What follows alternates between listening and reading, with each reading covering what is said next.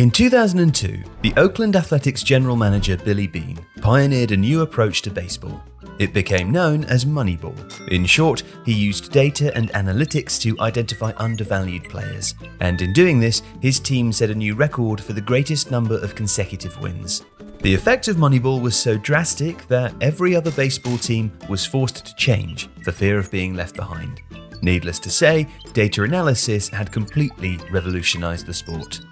And naturally, other sports attempted to follow suit. And just like baseball, lots have successfully evolved. But football hasn't. And this isn't just because North America led the sports data revolution, or because football holds some traditional values opposed to the use of data. Instead, it's because of one key but underappreciated reality. Football is much, much harder to analyse than almost every other sport. Picture this. It's a game of cricket. There's a batter, a bowler, and some fielders. The bowler bowls the ball, and we freeze frame just as it's approaching the batter. Now consider the possible eventualities that might play out here. The batter could miss the ball. In this scenario, the ball could hit the stumps or miss the stumps. It could be caught by a fielder or the wicketkeeper, or missed entirely. The batter might hit the ball, it might be knocked down just a few feet away, or hit over the crowd for 6. To be frank, almost anything could happen, and if we tried to calculate all the various permutations, it would result in a very, very large number. And now we unfreeze. You see, in this scenario, the batter misses the ball, but the ball misses the wicket and is caught by the wicketkeeper, and then the game stops. Now imagine a football game. There's 22 players on the pitch, and the ball is with one of the goalkeepers at a goal kick. There is currently a pause in the action, but it's about to restart. The goalkeeper starts to pass the ball to one of their centre-backs, and again we freeze frame. Just the same as the cricket scenario, almost anything could happen here. The centre-back could successfully receive the ball, it could be intercepted by an opposition attacker, the pass could be misplaced and go out of bounds for a throw-in. There are more meaningful possible scenarios given the number of players in active play, but essentially the various permutations again result in a very, very large number. The key difference here is that in most of the possible eventualities in this scenario, the game is not then going to stop, like it did in the cricket example. Let's say that the centre-back did receive the pass successfully. That player is now faced with all of those permutations all over again, compounding the number of eventualities. Our very, very big number gets even bigger.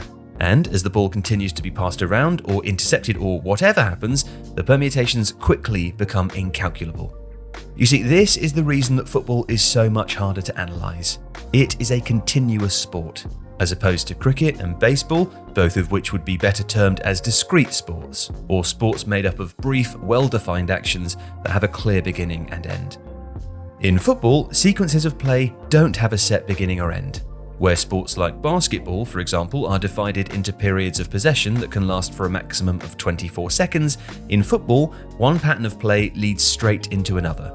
And this is what makes the collection of data much trickier. And if not the collection of it, then certainly the use and interpretation of it. Christopher Clemens, the head analyst of Germany's 2014 World Cup winning national team, went as far as to say, "We're increasingly convinced that there's a lack of data that provides real information about the things that make you successful in football." So thinking about that, here's a spectrum of sports from the most discrete to the most continuous. Now, as we said, baseball and cricket appear towards the discrete end of the spectrum.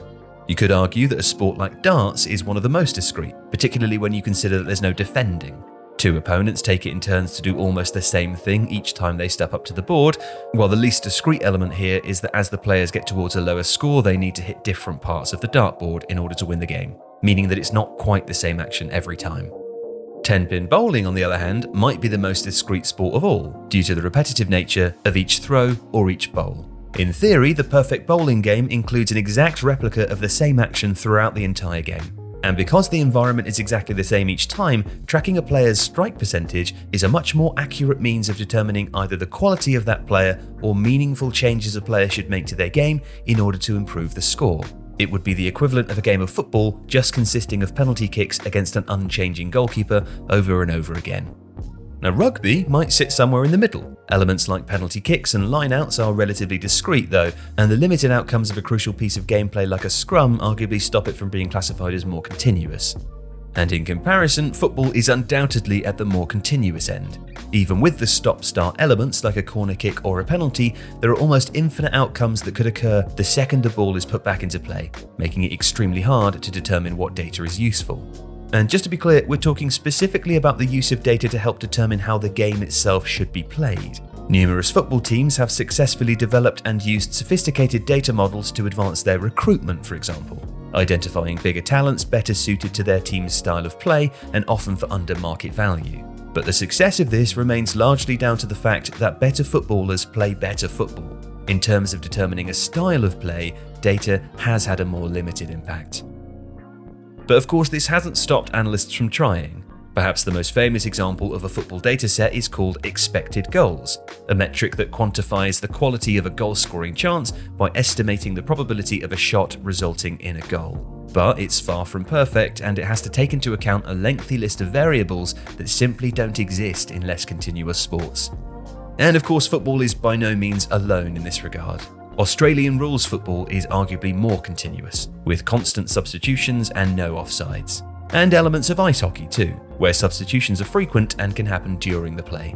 These sports belie the attempts to simplify them. They simply cannot be captured as reliably through the use of data analysis alone. And so, while the data revolution will continue to optimize the sporting world, some sports, the continuous ones, will always be more immune than others. If you like this video, please consider subscribing to the channel. The Athletic is home to some of the world's best sports journalists, including David Ornstein, Daniel Taylor, Ollie Kay, Amy Lawrence and James Horncastle. With the latest transfer news and insight on every Premier League football story that matters, theathletic.com puts you inside football. And you can try it for free now for 30 days. See the link in the description.